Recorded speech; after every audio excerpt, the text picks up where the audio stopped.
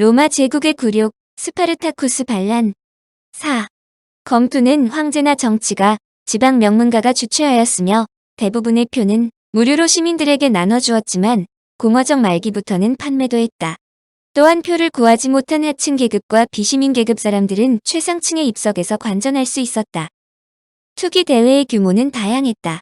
집정관 선출을 위해 클로디우스 프라쿠스가 주최한 검투 이벤트에는 다음과 같이 안내문을 돌렸다. 총 30개조를 짜서 3일 동안 열리며 빨리 죽을 경우 대체할 검투사도 있다. 야생동물 사냥도 있으며 유명한 검투사 파리스도 참가한다.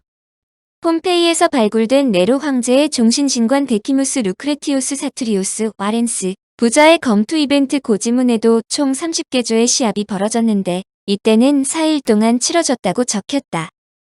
기원전 22년 검투에는 120개조를 최대 숫자로 규정했는데 황제가 주최하는 경우에는 예외이며 초대 황제인 옥타비아누스, 즉 아우구스투스는 8회를 개최하여 5000개조를 싸우게 했다.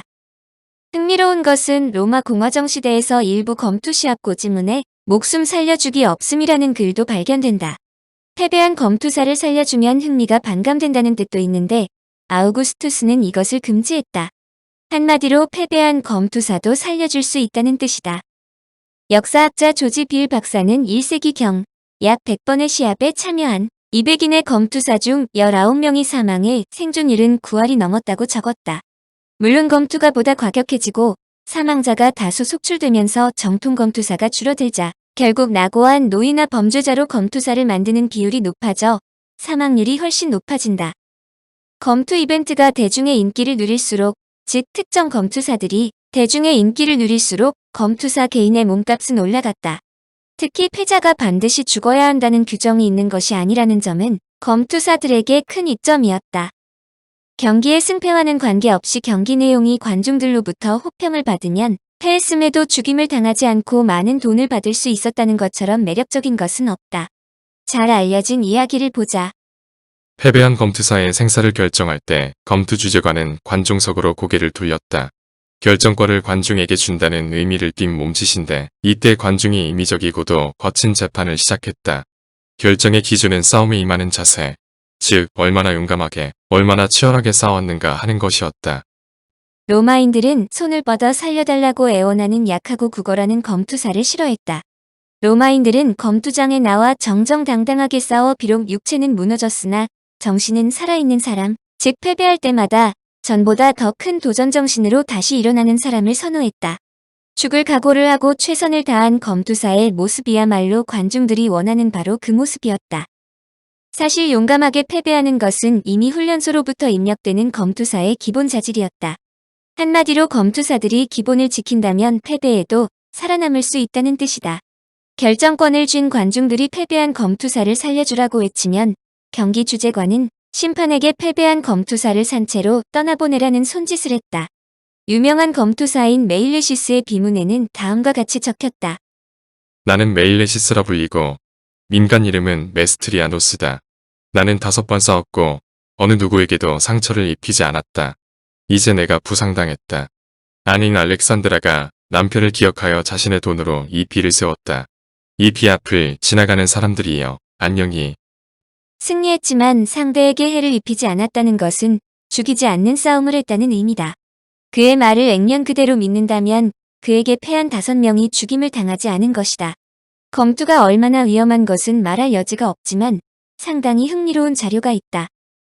놀랍게도 제정 초에는 패자가 살 확률이 75%나 되었다. 그런데 제정 후기로 들어가는 3세기에는 55%로 낮아졌다. 당시 로마의 인구를 약 5천에서 6천만 명으로 추정하는데 이를 토대로 하면 매년 8,000명이 경기장 내에서 사망했다는 뜻이다. 이는 전체 20세 남성 인구의 1.5%에 해당하는 수치였다. 그런데 4세기 검투사의 사망률은 훨씬 낮아졌다. 로마의 경제가 쇠퇴하고 그리스도교가 전파된 상황이라 검투사를 무한정 죽이지 않았기 때문이다. 특별한 경우 검투장 안에서 죽을 때까지 싸우기도 했는데 이는 황제의 허락을 받아야 했다. 그러므로 무딘 무기를 쓰거나 날카로운 무기라도 검투사가 처음 상처를 입으면 격투를 종결짓는 경우가 많았다고 한다. 검투사는 연간 3, 4회 정도 시합을 벌이는데 20번 싸우기 전에 대부분 죽거나 목검을 수여받아 은퇴했던 것으로 추정된다. 시칠리아의 검투사 프란마의 묘비에는 16살에 검투사를 시작해 4번 목검을 받았는데도 계속 검투에 참여하여 마지막 경기인 34번째 경기에서 30살의 나이로 목숨을 잃었다. 최종 전적은 34전 21승 9무 4패였다고 한다. 여하튼 오래 산 검투사들도 있지만 검투사 중 4분의 3은 10번도 채 싸우지 못하고 사망했으며 평균 수명은 22.5세였다. 검투사들의 반란. 로마의 검투가 목숨을 걸어야 하는 위험한 경기이지만 현대의 이종격 투기 선수들과 비교할 정도라는 설명도 있는 것은 사실이다. 그러나 스파르타쿠스 등 전문 검투사가 일치단결하여 반란을 일으킬 정도라면 그들이 인권의 사각지대에서 살아야 했다는 것은 이론의 여지가 없다. 기록에 의하면 스파르타쿠스는 바티아투스의 반기를 들고 기원전 73년에 약 70여 명의 동료 검투사들과 함께 반란을 일으켰다. 영화 스파르타쿠스에서는 바티아투스의 활약이 대단하지만 스파르타쿠스에 관한 기록에 그의 이름이 언급되지 않는 것을 볼 때 반란 초창기에 살해당했을 가능성이 높다고 본다. 스파르타쿠스가 70여 명의 검투사들과 반란을 일으켰을 때 소규모 탈주국에 불과한 것은 사실이다. 그들이 도망친 곳은 베수비오 산의 산악지대인데 이 당시 베수비오 산은 레우삼님이 울창했다. 잘 알려진 베수비오 화산의 폭발로 폼페이시가 매몰드는 것은 이로부터 150년 뒤의 일이다. 문제는 초창기 탈주한 이들이 전문 검투사라는 것을 인식하지 못하고 이들을 단순 탈주범으로 생각하여 카푸아 당국은 이들을 제압할 토벌대를 파견했는데 오히려 토벌대가 스파르타쿠스에 의해 격파당했다. 한마디로 진압군을 제압하여 스파르타쿠스의 기세가 올라가자 이들의 노예들이 합류하면서 세력이 점점 커지기 시작했다. 카푸아는 초창기 대응이 미숙했다며 중앙정부에 노예들의 진압을 요청했는데 로마 정부 역시 이들을 대수롭지 않게 생각하고 정규 로마 군단병이 아닌 시민군을 파견하기로 결정했다. 로마는 3,000명의 신병을 긴급히 징집한 후 법무관 가이우스 클라우디우스 글라베르 또는 바리니우스 글라베르에게 지휘권을 주어 토벌토록 했다. 플루타크 영웅전에 의하면 글라베르는 베수비오산으로 올라가는 길들을 모두 차단하고 한 발짝씩 올라가면서 스파르타쿠스의 노예군들을 격파하려 했다. 그러나 노예군은 그들의 예상을 뒤엎고 야생 넝쿨로 밧줄을 만들어 험한 바위를 타고 내려와 글라베르군의 후방으로 돌아가 급습했다. 불의의 기습에 로마군은 완전 경멸되었다. 그러자 로마는 2차로 법무관 푸블리우스 바리니우스 지휘 아래 다시 시민군 4,000명을 편성하여 출진시켰지만 바리니우스의 부관인 루키니우스 코시니우스는 또다시 스파르타쿠스에게 격파당한다. 코시니우스는 별장에서 목욕을 하다가 스파르타쿠스의 기습을 받아 벌거벗은 채 살해당했다고 알려진다. 반면에 바리니우스는 남은 장병으로 스파르타쿠스를 포위하는 데 성공하지만 이때 스파르타쿠스는 밤중에 시체를 살아있는 것처럼 세워놓고 빠져나갔다고 한다. 스파르타쿠스의 속임수를 간파하고 곧바로 추격했지만 그 역시 격파당하고 수많은 군수물자를 스파르타쿠스에게 빼앗겼는데 이 중에는 군기도 포함되었다. 로마 군기를 탈취당했다는 것은 로마에 엄청난 굴욕을 안겨주었고 이에 반해 스파르타쿠스의 명성은 높이 치솟았다.